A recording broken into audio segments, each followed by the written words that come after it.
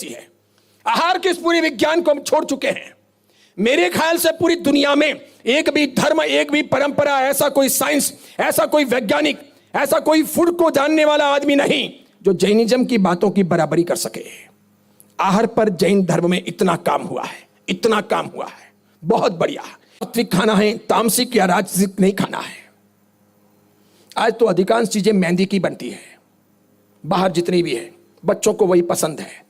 पता है, ब्रिटेन की यह सबसे बड़ी समस्या हो गई मोटापा।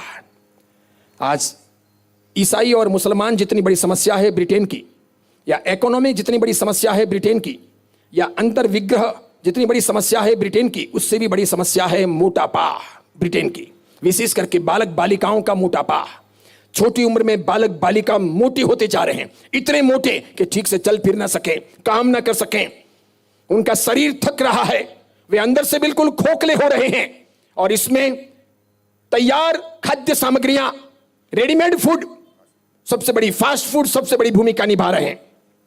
वो अधिकांश मैदे के बने हैं, वो सत्वहीन हैं, उनमें ना कैलोरी लगती है ना लौह तत्व लगता है। सब ऐसी वैसी चीजें हैं जो पेट के लिए भी हानिकारक हैं। एक सामान्य रोटी को पचने के लिए मैक्सिमम 3 घंटे लगते हैं बस। अगर वो घी बिना की हो तो लगभग 1.5 घंटे, पौने 2 घंटे में भी बच सकती है। और मैदे की एक रोटी, हाँ क्या कहते हैं उसे आप, तंदूरी, और भी कुछ कहते हैं नान वगैरह, ये वो पचने में 7 घंटे 8 घंटे। कुलचा क्या पता। इसलिए शत्रुंजय महातप करना, सिद्धि तप करना, 28 करना, मासकमण करना, 9 उपवास करना, 11 उपवास करना, उसके पहले इन सब पापों को छोड़ना सबसे बड़ी समझदारी है। यह सबसे बड़ी तपस्या है। इसलिए मैंने कहा आहार, मन और तपस्या। आहार का संबंध मन से, मन का संबंध तपस्या से। अगर तपस्या करने वाले को यह ज्ञान ना हो कि आहार कैसा हो, तपस्या करने वाले को यह पता ना हो कि पालना कैसा हो, तपस्या करने वाले को यह जानकारी ना हो या समझदारी ना हो कि मेरे जीवन की आहारचर्या किस प्रकार की होनी चाहिए, वो तब के लिए, साधना के लिए अयोग्य है। पहले उसे वो सीखना है प्राइमरी, फिर उसे हायर सेकेंडरी में आगे जाना है और तपस्या करने की कोशिश करनी है। अब अगर हम 8 दिन के लिए 28 करें, या कोई सिद्धि तप करें, श्रेणी तप करें, मासिक शमन करें, 15 उपवास करें, शत्रुंजय तप करें, कसायज तप करें, या निगोद आयुष्य तप करें, ऐसा कुछ करें, और उसके पालने के बाद में खाने पीने का विवेक ना हो, कुछ भी खाएं, कुछ भी पिए, कैसे भी चलें, तो हम पेट के साथ में ऐसा करके बहुत बड़ा अत्याचार कर रहे हैं। हम अपना ही अहित कर रहे हैं। हम अपने पेट को, अपनी हौजरी को, अपने सिस्टम को खराब कर रहे हैं। मैदा खा करके हम पाचन प्रक्रिया को समाप्त कर रहे हैं। हमारी कब्जियत बढ़ सकती है, अपचन हो सकता है, डकारें आ सकती है, एसिडिटी हो सकती है, अल्सर हो सकता है। समय पर हमारा पेट साफ नहीं होगा, पुराना मल और जम सकता है, आपकी बीमारी की शुरुआत हो सकती है। सब बीमारियों की शुरुआत पेट से होती है, और पेट में बीमारी की शुरुआत भोजन से होती है।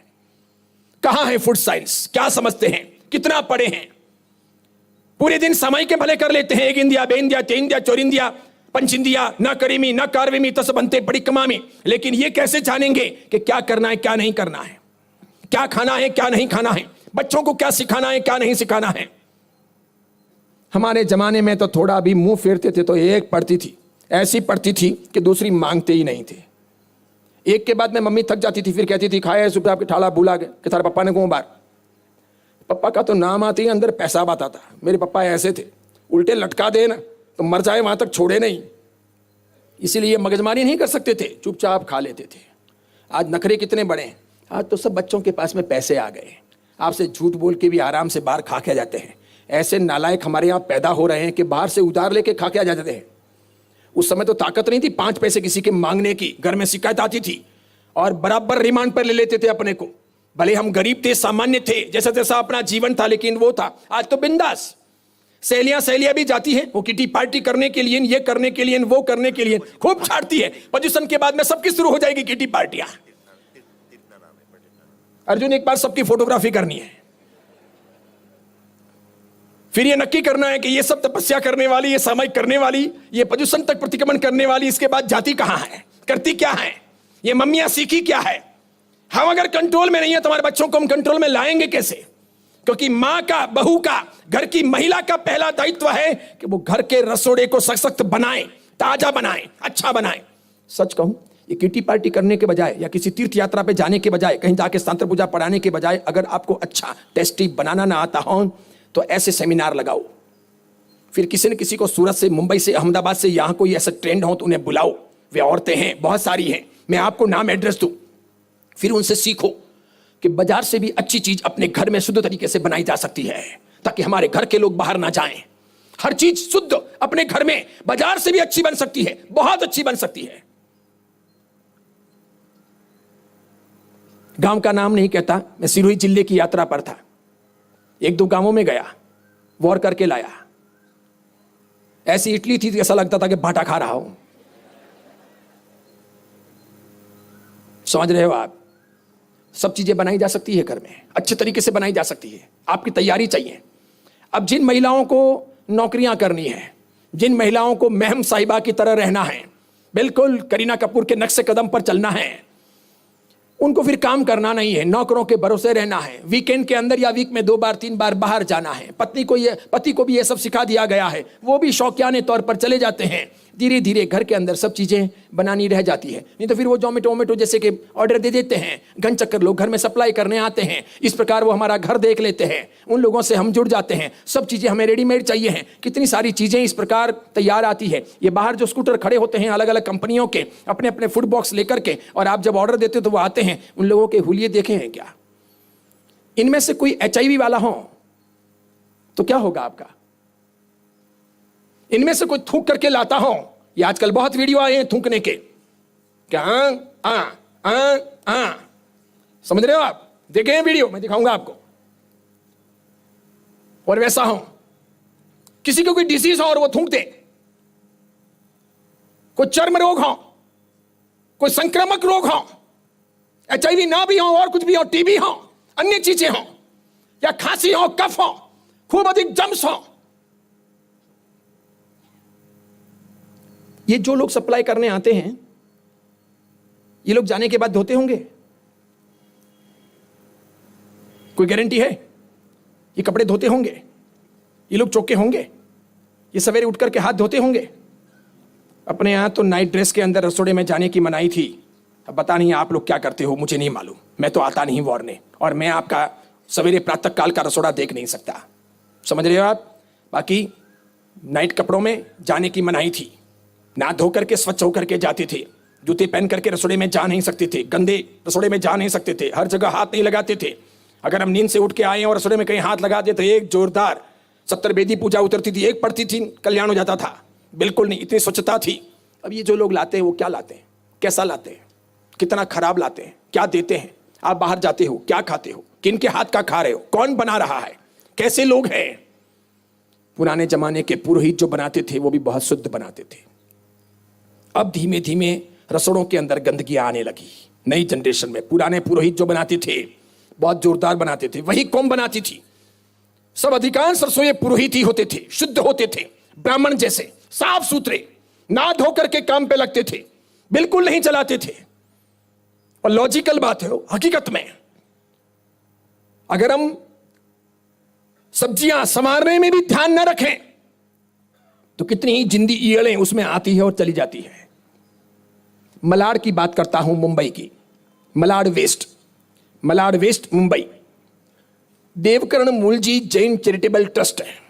एक देवकर्ण मूलजी थे, उनके पीछे कोई पुरुष नहीं थे, बेटे नहीं थे। अंतिम काल में उन्होंने विल कर दिया था, गुड़ी जी पाईधुनी मंदिर के अंतर्गत ये पूरे मंदिर को, ट्रस्ट को, अपनी पूरी संपत्ति को, सब कुछ उन्होंने वहां दे दिया था। उनका नाम था देवकर्ण भाई, बहुत बढ़िया आदमी थे। उनके नाम से ही वो ट्रस्ट चला। कौन से? चिंतामणि पार्षद जगवल्लभ पार्षद भगवान का आलीशान मंदिर का जीर्णोद्धार हुआ है, उनके जमाने का बना हुआ है, 100 साल से पुराना है। और उस ट्रस्ट का नाम है देवकर्ण मूलजी जैन चैरिटेबल ट्रस्ट। बिल्कुल मलाड वेस्ट में है और मेन एकदम स्टेशन के टच में है। जैसे ही ट्रेन रुकती है आपको पूरा मंदिर का परिसर उपास्य सब दिखाई देता है। वहां जब पुनः प्रतिष्ठा थी जीर्णोद्धार के बाद की, तो कुछ नौजवान लड़के इकट्ठे हुए। उन्होंने ट्रस्ट मंडल से कहा कि भोजन डिपार्टमेंट हमको दिया जाए। सुनो आप, हमको आज टाइम नहीं है, हमको मॉर्निंग वॉक के लिए टाइम है, क्रिकेट के लिए टाइम है, स्विमिंग पूल के लिए टाइम है, यूं ईयरफोन लगा करके यूं करने के लिए टाइम है। और सब बाकी सब चीजें करने में टाइम है, लेकिन इसके लिए टाइम नहीं है। उन सब नौजवान लड़कों ने कहा ट्रस्ट मंडल से कि हम भोजन डिपार्टमेंट पूरे प्रतिष्ठा का जितने भी दिन का है, तीनों समय की नौकरसियां हैं, सवेरे दोपहर शाम, हम संभालेंगे, शुद्ध तरीके से संभालेंगे, जैनापूर्वक संभालेंगे, सावधानी पूर्वक संभालेंगे। हम पर यकीन करो, हमारी तमन्ना है कि हम ये काम व्यवस्थित तरीके से पूरा करेंगे, ये नौकरों के भरोसे नहीं होगा। तो क्या ठीक है, दे दिया गया। उस पूरी टीम ने उसका आकलन किया। जकरिया ग्राउंड है एक पास में, वो किराए पर लिया गया, वहां मंडप बनाया गया। तीनों समय का समय वात्सल्य, सवेरे की नौकरसी, शाम का समय वात्सल्य सब वहां था। शाम का समय वात्सल्य की प्लेट सूर्यास्त के पौने घंटे पहले लाश दी जाती थी, उसके बाद में नहीं दी जाती थी। जितने नौकर चाकर वर्कर काम करते थे वे सब भी सूर्यास्त के पहले पहले जिम लेते थे टोटल। इस शर्त पर उन्होंने कैटरिंग को ऑर्डर दिया हुआ था और माल सामान खुद का था, सब वहीं पर तैयार करना था, मात्र उनकी मजदूरी थी, वैसे नक्की किया था। रोज सवेरे 5 बजे ये लड़कों की पूरी टीम मंडप में पहुंच जाती थी।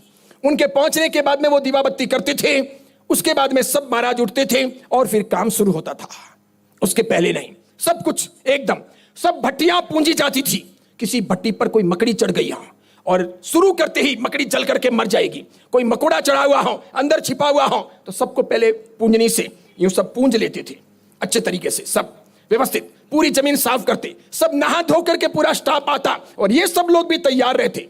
इन्होंने सब्जी संवारने वाले सभी वर्करों को, नौकरों को यह कह रखा था कि सुनो, तुम्हारा अपना ठेकेदार तुमको तुम्हारे काम का पैसा देगा, ठेकेदार को हम वेतन देने वाले हैं, तुम्हारे जो कॉन्ट्रैक्ट हुआ है वो तुमको दिया जाएगा। इसके सिवाय तुम्हारे लिए हमने एक बोनस योजना निकाली है। वे लड़के लोग कितने थे, सब्जी संवारने वाली महिलाएं और लड़के लगभग 50 जने मिलकर के सब्जी संवारते थे। समझ रहे, नौकर चाकर 50 जने संवारते थे। रोज का कितना था, रोज का सवेरे का नाश्ता लगभग 5,000 लोगों का, दोपहर का खाना लगभग 20,000 18,000 के आसपास के लोगों का, और शाम का भोजन भी 10 12 13,000 लोगों का। सामान्य नहीं था, लेकिन सब विधि पूर्वक, सब लाइन एंड लेंथ पर, सब प्रॉपरली व्यवस्थित। इन सब जैन लड़कों ने उन नौकरों से कहा, सुनो, अब जो भी समारो सब्जी तो बराबर ध्यान रख के समारोगे, उतावल में नहीं समारोगे, धीरे धीरे संभल के समारोगे, कोई भी जीव मरना नहीं चाहिए, ये ध्यान रख करके समारोगे। इसलिए बातें करते करते नहीं समारोगे, इधर उधर यूं फाफा मारते हुए नहीं समारोगे, ठीक है। तुम्हारे लिए बोनस ये है कि तुम जितनी जिंदी लटें निकालोगे हर लट पर, यह बात तो लगभग 15-20 साल पहले की है, जितनी जिंदी लटें निकालोगे हर लट पर तुमको 2 रुपए एक्स्ट्रा दिए जाएंगे। समझो तुम 10 लटें निकालते हो तो 20 रुपए देंगे, 15 ईयल निकालते हो, लटें निकालते हो जिंदी, तो 30 रुपए देंगे। 2,52,000 लटें निकली 11 दिन में, 2,52,000 लटें निकली। 2 रुपए के हिसाब से 5,04,000 रुपए उन लोगों ने एक्स्ट्रा पेड किए उन नौकर चाकर को कि सावधानी पूर्वक तुमने काम किया। समझ जाओ, आप समझ गए। आप ऑनलाइन बोल रहा हूं, उस संघ के लोग सुन रहे हैं, मुंबई सुन रहा है, सच बोल रहा हूं, झूठ नहीं कह रहा। उस दिन से यह दृष्टांत हर साल जब भी फूड विज्ञान का, भोजन साइंस की जब बात आती है तब मैं ये कहता हूं, यह जीवदया है। खाली पैसे दे देना जीवदया के लिए, वो जीवदया इतनी मात्र नहीं, वो तो थ्योरेटिकल हुई है, प्रैक्टिकल हुई। ये बचाने का काम हुआ, ये पेट में नहीं जाना चाहिए। उन लोगों ने वो लटें छाया में रख दी घास फूस के अंदर, ताकि वो जिंदी रह सकें, उनका अपना खुराक वो ले सकें। इस प्रकार लटें निकली। अब अगर ये योजना ना होती, या वो लोग आंख बूंद कर या बातें करते हुए, फांफे मारते हुए संवारते, तो कितनी लटें अपने पेट में जाती, जैनों के पेट में जाती? 2,52,000 लटें। समझ गए आप? इसलिए आप ये दावा नहीं कर सकते कि आप कैसा जीते हो। आपको यह सोचना होगा कि आपकी जागृति कितनी है, आपकी सोच कहां है, आप किस प्रकार आगे बढ़ना चाहते हो, कितना सूक्ष्म विज्ञान है अहिंसा का, जैन शासन का, कैसा अच्छा आहार विज्ञान है जैन शासन का। ज्ञानियों ने कितने सुंदर संदेश दिए हैं, उन्होंने आपके मन की, आपके जीवन की, आपके पेट की, आपके हितों की, आपके पुण्य पाप की चिंता की है। इसलिए उन्होंने कहा है, महावीर तो महावीर बन गए, महावीर तो पार उतर गए। महावीर के पीछे हम लटें खाएं कि ना खाएं, महावीर का कुछ होने वाला है क्या? कुछ नहीं होने वाला। हरिभद्र सूरी जी गए, हेमचंद्राचार्य गए, बड़े बड़े आचार्य भगवंत गए, अपने अपने शास्त्रों में ग्रंथों में लिख करके गए, हम माने ना माने हमारी मर्जी की बात है, उन्हें क्या फर्क पड़ता है। फिर उन्होंने क्यों लिखा, क्यों कहा, क्यों सावधान किया? एकांत हित की चिंता थी, जीवों का उद्धार उनकी नजरों में था, सबको पाप मुक्त करना है ये उनकी भावना थी, सबको अहिंसा का परिपालन करवाना है और एक अच्छी जागृति समाज में लानी है, ये उनका भाव था।